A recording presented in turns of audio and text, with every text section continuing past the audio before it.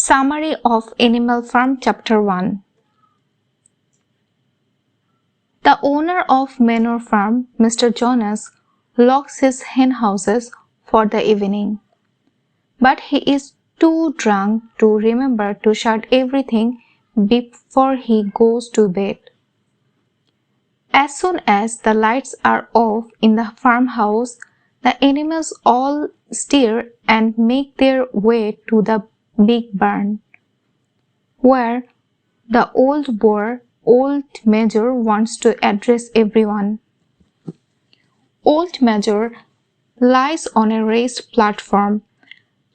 The three dogs and all the pigs come in first and settle right in front of the platform.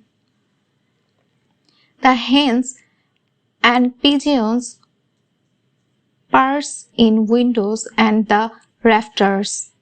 The sheep and cows saddle behind the pigs, and Boxer and Clover, the cart horses, lie down in the back.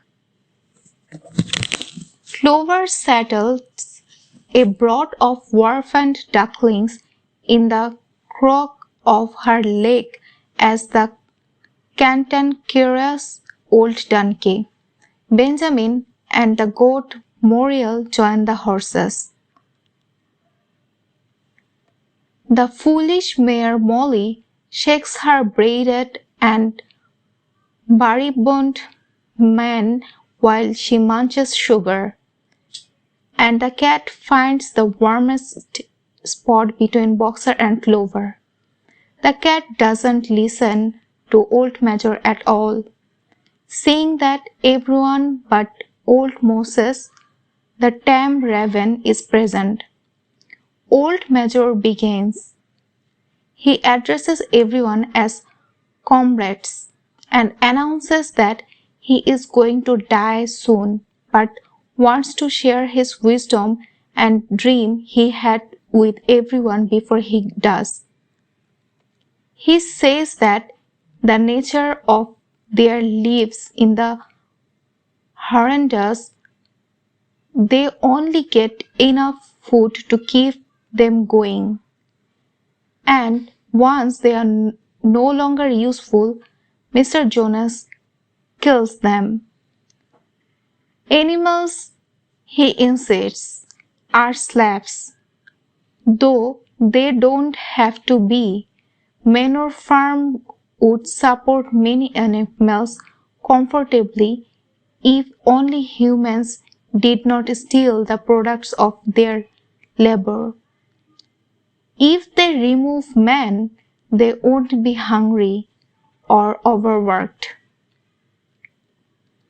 Old Major insists that humans are the only creatures who consume without producing anything, like milk or eggs. He asks the animal to consider all they have given up, from gallon of milk to hundreds of eggs to Clover's flour fuels gone forever. Old Major points out that Mr. Jonas Butcher's pigs will someday sell Boxer to the glue factory when he can't work, and Ron's dogs when they get too old. Man, Old Major suggests, is the root of all evil. Getting rid of man through rebellion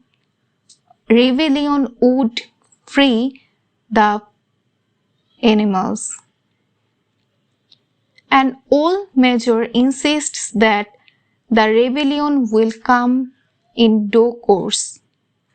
He warns everyone that they can't entertain the idea that humans and animals have common interests.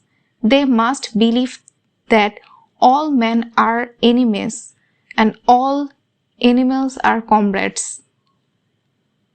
Suddenly, the dogs catch sight of 4 rats listening in and chases them back to their house. Old Major calls for silence and insists that they must vote on whether wild animals are enemies or comrades. The assembly votes overwhelmingly in favor of wild animals being comrades. Only the cat and the dogs vote no, but some discover later that the cat voted on both sides. Solemnly, Old Major insists again that they can't forget that man is their enemy, but they also can't ever come to resemble man by drinking alcohol, sleeping in bed, or trading. He also says that animals cannot terrorize each other as they are all equal.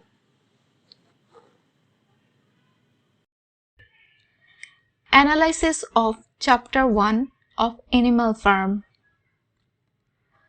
To begin with, all the animals exist under Mr. Jonas's somewhat totalitarian regime and therefore are on somewhat equal footing at this point. Somehow pay attention to the way in which the animals arrange themselves. That the pigs and the dogs go to the front naturally suggests that they already hold an important place on the farm, while the fact that a pig is giving this speech is another indication that these two species somehow superior to the others. In this sense, this represents the beginning of class distinctions on the farm.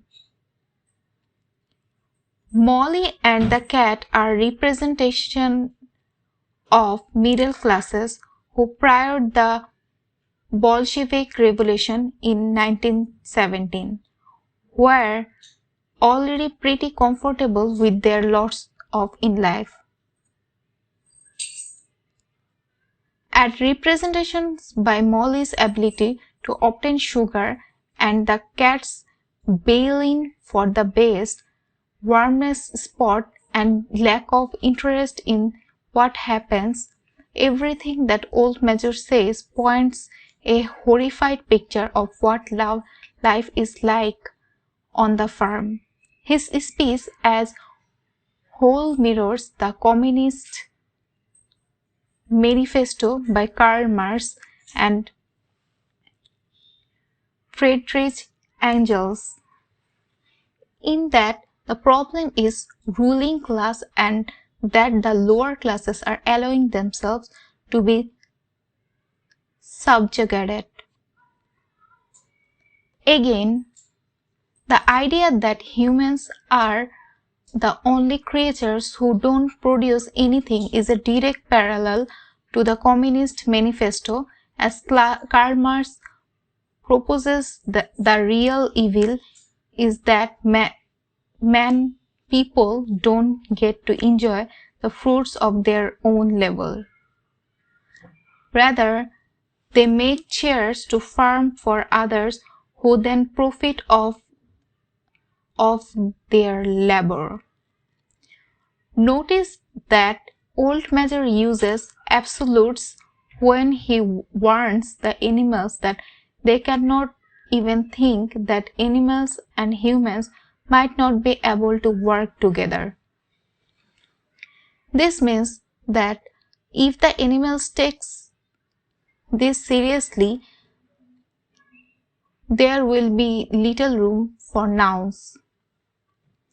Despite the absolutist language Old Major uses, it is important to keep in mind his warning that once the animals achieve a revolution, they cannot come to resemble those who once oppressed them. With this, he alludes to the idea that revolution and rebellion are to a degree